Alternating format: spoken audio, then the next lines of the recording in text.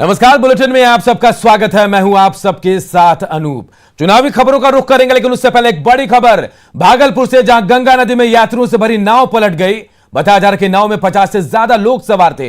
इनमें से 30 लोगों को बाहर निकाल लिया गया है, तो वहीं 7 लोग लापता हैं। एक महिला का शव भी बाहर निकाला गया है। घटना नवगछिया के गोपालपुर 3 टंगा जहाज घाट की है। हादसे के बाद डीएम, एसडीओ से लेकर सभी प्रशासनिक अधिकारी मौके पर पहुंच गए हैं। साथ ही एसडीआरएफ की टीम भी मौके पर पहुंचकर रेस्क्यू में जुटी है। तो देखिए, बड़ा हादसा हुआ है भागलपुर में गंगा नदी में यात्रियों से भरी नाव पलट गई है। बताया जा रहा है कि नाव में 50 से ज्यादा लोग सवार थे। इनमें से 30 लोगों को बाहर निकाला गया है, वहीं 7 लोग अब भी लापता हैं। एक महिला का शव भी बाहर निकाला गया है। घटना नवगछिया के गोपालपुर 3 टंगा जहाज घाट की है। हादसे के बाद डीएम, एसडीओ से लेकर सभी प्रशासनिक अधिकारी मौके पर पहुंच गए हैं। एसडीआरएफ की टीम मौके पर पहुंचकर रेस्क्यू भी कर रही है। 2 तस्वीरें मैं आपको दिखा रहे, देखिए, लापता लोग जो हैं उनको तलाश किया जा रहा है, उनको ढूंढा जा रहा है। दूसरी तस्वीर, अस्पताल में कोहराम मचा हुआ है। 30 लोगों को बाहर निकाला गया, जबकि एक महिला का शव भी बाहर निकाला गया है। सुबह इस जगह से उस पार जो कुछ खेत हैं वहाँ पे नाव से कुछ लोग जाने की बात सामने आई है, जिसमें घाट पर ही नाव को आगे नदी में धक्का देते समय नाव के डूबने की सूचना प्राप्त हुई है। इसमें 7 लोग अभी मिसिंग बताए जा रहे हैं। हालांकि उनका वेरिफिकेशन कराया जा रहा है, चूँकि नदी के उस पार काफ़ी बड़ी संख्या में खेती और 2 नाव से लोग पहले भी गए हैं, तो उस साइड में उन लोगों को वेरीफाई कराया जा रहा है। यहाँ पर एसडीआरएफ की टुकड़ी तैनात है और एसडीआरएफ के गोताखोरों द्वारा लगातार प्रयास किया जा रहा है। यदि कोई व्यक्ति मिसिंग है और डूबा हुआ है तो उसको निकालने के लिए एसडीआरएफ के लोग लगातार प्रयास। अब तक सर कितने लोगों को बाहर निकाल लिया गया है? 9 लोगों को बाहर निकाल लिया गया है। 9 लोगों को पीएससी गोपालपुर में भेजा गया है, जहाँ 8 लोग बिल्कुल ठीक हैं। कि कुछ आदमी ऊपर हुआ है, बाकी आदमी क्या बजे घटना हुई है? लमसम 8 साढ़े 8 बजे के लमसम में। ये लोग कहाँ जा रहा था? ये लोग दीरा जा रहा था मकई लगाने के लिए। कुछ उस पर क्या उसमें किसान थे या मजदूर थे? किसान मजदूर सब थे। सब कहाँ के थे? सब ये टिंटगा करारी का ही थे। अच्छा, उस पार में है खेती? हाँ, उसी पार में है सब। तो बड़ा हादसा हुआ है भागलपुर में, और ज्यादा अपडेट के लिए हमारे सहयोगी राहुल हमारे साथ सीधे जुड़ गए हैं। राहुल, सबसे पहले हम आपसे जानना चाहेंगे, क्या अपडेट है? कितने लोगों को बाहर निकाला गया और कितने लोग नाव में सवार थे? देखिए, जो जानकारी मिल रही है उस जानकारी के अनुसार जो है नाव पर 50 से अधिक की संख्या में लोग सवार थे और उस समय ही 30 के आसपास में लोगों को जो है स्थानीय गोताखोरों के द्वारा बाहर निकाला गया था। लेकिन अभी भी जो है ग्रामीणों के अनुसार 10 से 12 लोगों के लापता होने की बात कर रहे हैं, जबकि डीएम प्रणव कुमार का कहना है कि 7 लोग अभी लापता है और उनको खोजे जाने का जो है सिलसिला लगातार जारी है। स्थानीय गोताखोर के अलावा जो एसडीआरएफ की 2 टीम यहाँ लगाई गई है लापता लोगों को खोजने के लिए, और वे लगातार जो है खोजबीन करने में जुटे हुए हैं। राहुल, ये हादसा आखिर हुआ कैसे? क्या ज्यादा लोग थे नाव पे सवार? जितनी क्षमता थी उससे ज्यादा लोग नाव में सवार थे?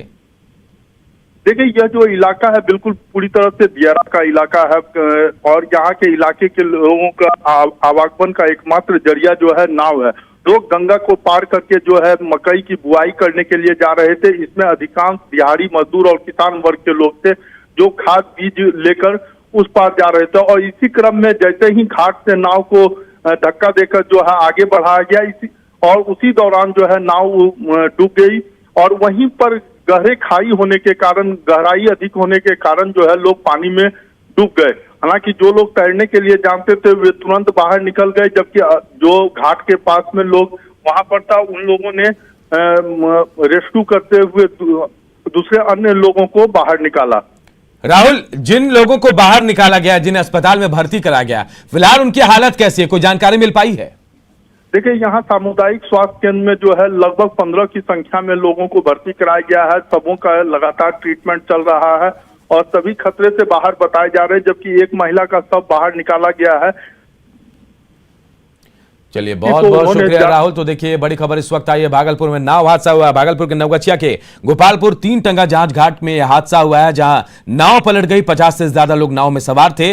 हालांकि 7 लोगों को बाहर भी निकाला गया है, जबकि आसपास के जो 7 लोग लापता हैं, जबकि जो लोग हैं वो कह रहे हैं 10 से ज्यादा लोग हैं जो लापता है। कईयों को बाहर निकाला गया है, जिन्हें अस्पताल में इलाज के लिए भर्ती कराया गया है। और चलिए अब बढ़ते हैं सियासी खबरों की ओर।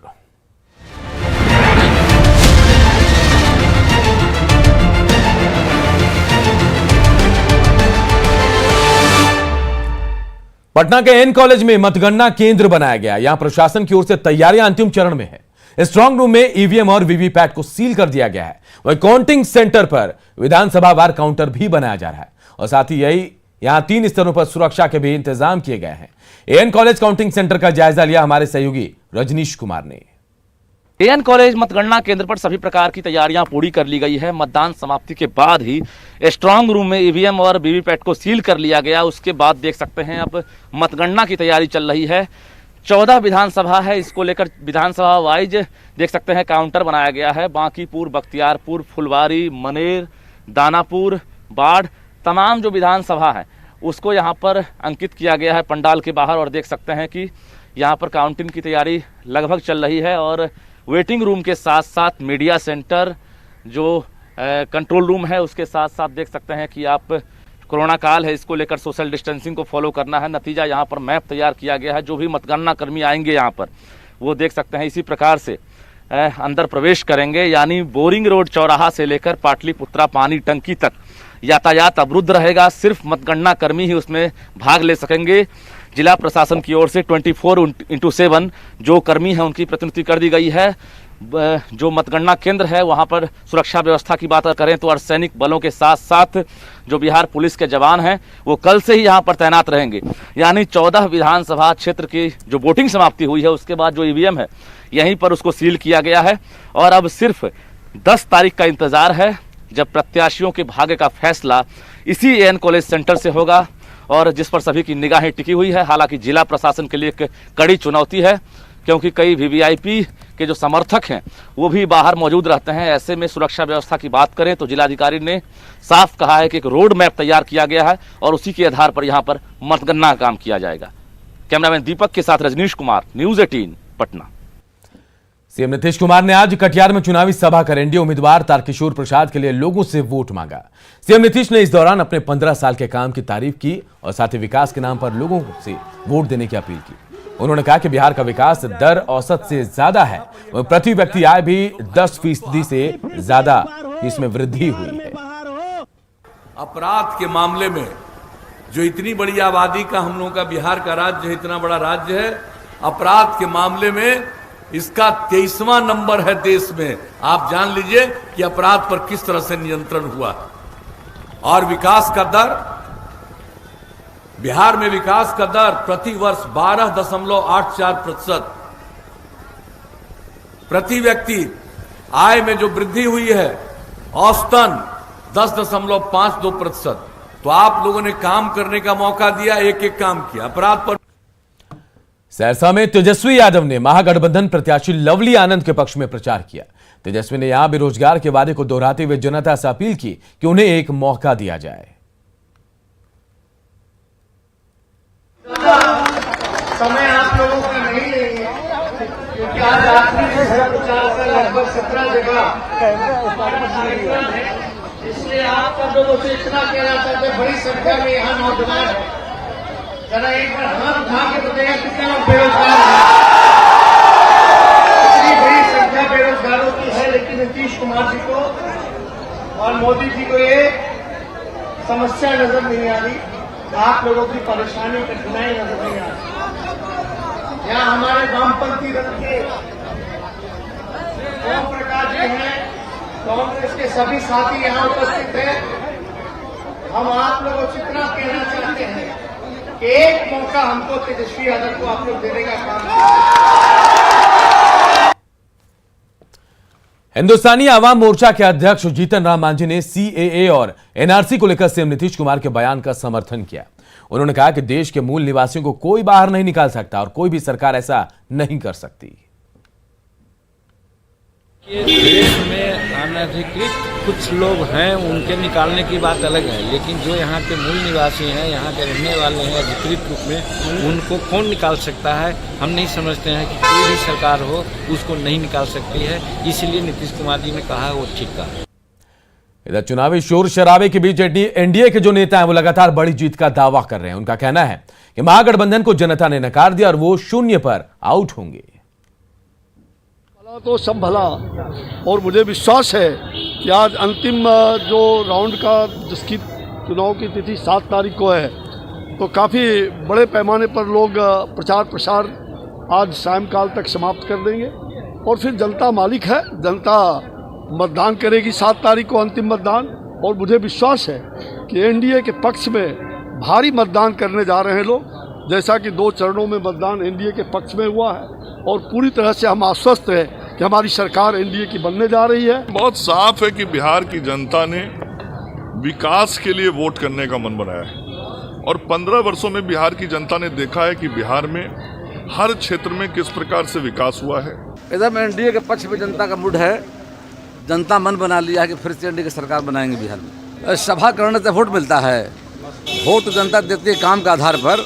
हमने जो 15 वर्षों में विकास का काम किया है और माननीय प्रधानमंत्री जी के द्वारा जो केंद्र के द्वारा बिहार को मदद किया गया है, तो जनता विकास चाहती है, कानून का राज चाहती है और आने वाले समय में केंद्र और बिहार की मदद से बिहार विकास की गंगा बहेगी। केंद्रीय गृह राज्य मंत्री नित्यानंद राय ने भी दावा किया कि बिहार में एनडीए की लहर है। पहले 2 चरणों में एनडीए को जबरदस्त सपोर्ट मिला है। पूरी आशा है, 100% आशा है। 2 चरण के जो चुनाव हुए हैं उसमें हम लोग बहुत ही भारी बहुमत से, प्रचंड बहुमत से विजय प्राप्त करेंगे। तीसरे चरण में भी करेंगे। बीजेपी सांसद मनोज तिवारी ने कांग्रेस और आरजेडी पर निशाना साधा। उन्होंने कहा कि हार की वजह से आरजेडी कार्यकर्ता बौखला गए हैं और अब गुंडागर्दी पर उतर आए हैं। उन्होंने कहा कि बिहार में एनडीए 150 से ज्यादा सीटें जीतेगी। मनोज तिवारी ने कांग्रेस पर भी जोरदार हमला बोला है। FIR भी और राजद के गुंडों ने वोटर्स को मारा कि तुम कमल को या तीर को क्यों वोट दे रहे हो। FIR भी हुई है। अब इस फ्रस्ट्रेशन के बाद कुछ कहने की जरूरत थोड़ी है। ये फ्रस्ट्रेशन बता रही है कि राजद और महागठबंधन ये लोग चुनाव हार चुके हैं और इनके फ्रस्ट्रेशन का एक और नज़ारा आपने देखा होगा। यहाँ पे जब सुशांत के बारे में लड़के बिहार के युवा पूछ रहे हैं तो राहुल गांधी और सोनिया गांधी ये लोग उन पत्रकारों पे हमले करा रहे हैं, उनको गिरफ्तार कर रहे हैं जो सुशांत की बात उठाते हैं। भोजपुरी अभिनेता दिनेश लाल यादव निरहुआ ने कहा कि एनडीए को लेकर जनता में उत्साह और लोगों को भरोसा है कि बीते 15 साल में एनडीए की सरकार में काफी काम हुआ है। उत्साह है, लोगों में बहुत ही उत्साह है, क्योंकि लोगों को भरोसा है, विश्वास है कि जिस तरह से 15 सालों में बिहार की तस्वीर बदली है उसको लगातार आगे ही बढ़ाना है। नींव तैयार है, अब इस पे जितना बढ़िया महल खड़ा करना है वो खड़ा होगा और इसके लिए एनडीए पे भरोसा है, पूरे बिहार को भरोसा है। और ये भरोसा जो है वो काम के दम पे ही है, जो बदलाव हुआ बिहार में उसके दम पे ही है। तो पूरी उम्मीद है हमको कि एनडीए की सरकार बन रही है। और चलिए आप सबको लिए चलते हैं कटिहार के बरारी, जहां नीतीश कुमार चुनावी सभा को संबोधित कर रहे हैं। का आखिरी दिन है। आप जानते हैं कोरोना का प्रभाव पूरे दुनिया में फैला हुआ है और उसी बीच में चुनाव के कारण चुनाव अभियान का कम समय चुनाव आयोग ने निर्धारित किया। पहले काफी समय मिलता था, हम लोग सब जगह पहुंच जाते थे। इस बार चाह कर भी हर जगह पहुंचना संभव नहीं है, लेकिन इसमें भी पुनः आपके बीच और कटिहार क्षेत्र में आने का मौका मिला। मुझे बहुत खुशी है, मैं इस धरती का नमन करता हूं। और आप जानते हैं कि हम लोगों के उम्मीदवार, हम लोगों के पुराने साथी और सक्रिय काम करने वाले भाई तारकिशोर प्रसाद जी को देखिए, ये हमेशा अपने क्षेत्र का, जिले का, सबके विकास के लिए हमेशा सजग रहे हैं। जब भी इन्होंने बातचीत की है। तो कटिहार के बरारी में चुनावी सभा को संबोधित कर वोट अपील कर रहे हैं मुख्यमंत्री नीतीश कुमार। एक छोटे से ब्रेक ले रुक रहे हैं, जल्द लौटेंगे।